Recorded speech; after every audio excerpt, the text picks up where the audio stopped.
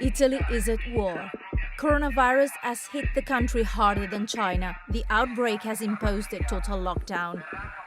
Life is on hold as the shadow of disease and death hangs over the country. Don't go out to avoid being infected, to avoid the breakdown of hospitals and, above all, of intensive care units. There won't be red zones anymore, there won't be a Zone 1 and a Zone 2 anymore.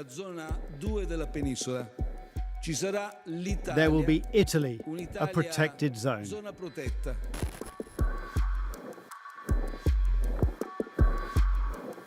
Making the entire country a so-called zona rossa is considered the only measure that can halt Covid-19 coronavirus. Italy has the most cases in Europe and the largest number of infections outside of Asia. The mood here is not great. As you can see, streets are emptier and emptier.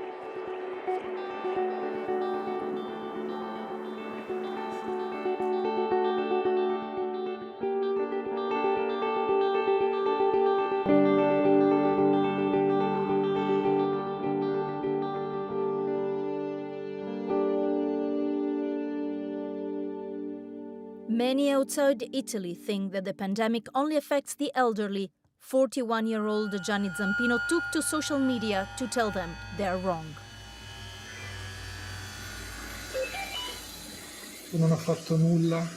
I didn't do anything to avoid getting this virus, which unfortunately got inside my body and killed the person I loved most in my life, my father. Everybody says that this virus is a normal flu. I can tell you it's not a normal flu. It gets inside you, and it takes hold of you, and it takes your lungs.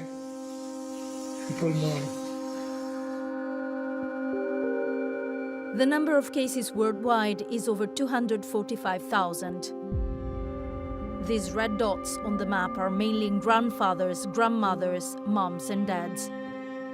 Italy is the most affected country worldwide, with over 40,000 cases. More than 3,000 have died, and the infection is still spreading.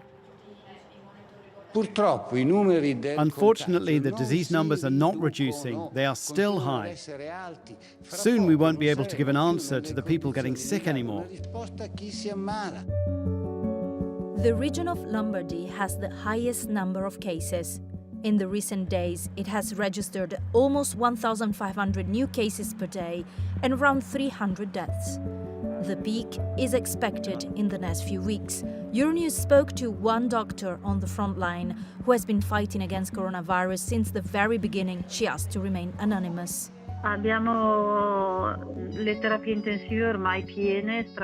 Our intensive care units are overflowing. We don't know where to host patients anymore, but we go on creating new places in any possible area in our hospital. We have closed routine operating theaters. Only 2 are working for emergencies, and the other ones have been used as intensive care rooms. Bergamo has the highest number of victims, its obituary section in the local newspaper stretching to 10 pages. 9 e 10. Una semplice influenza.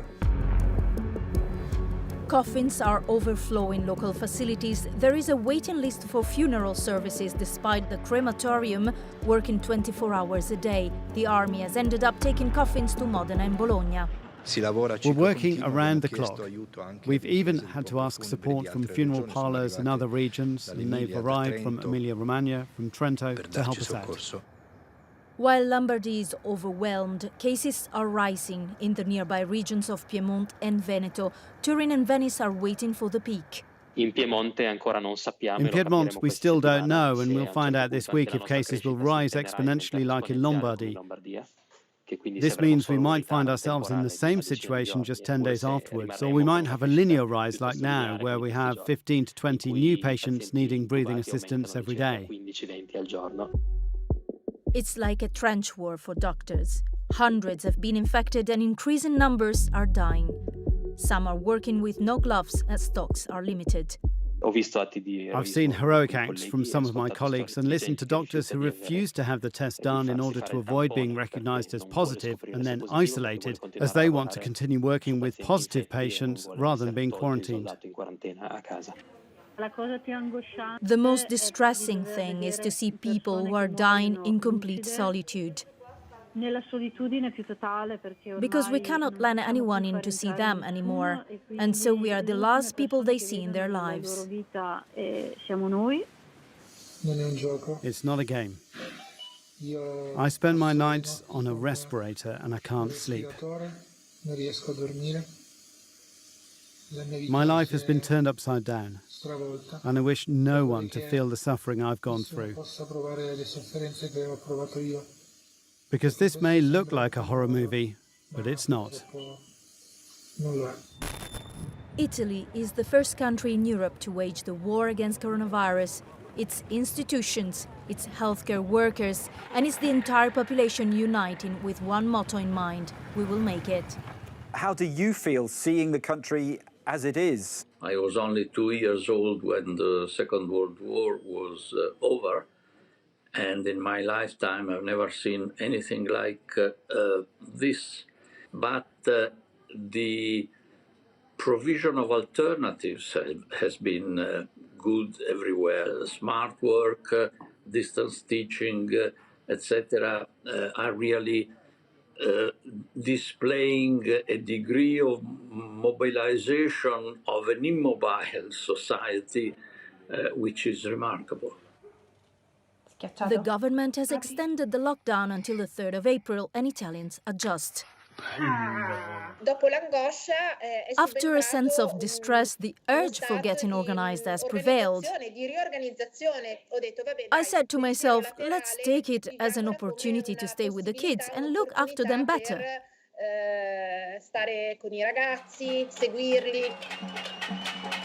Even in these circumstances, Italians have found the way to raise their voices and send a message of hope and resilience to the rest of the world.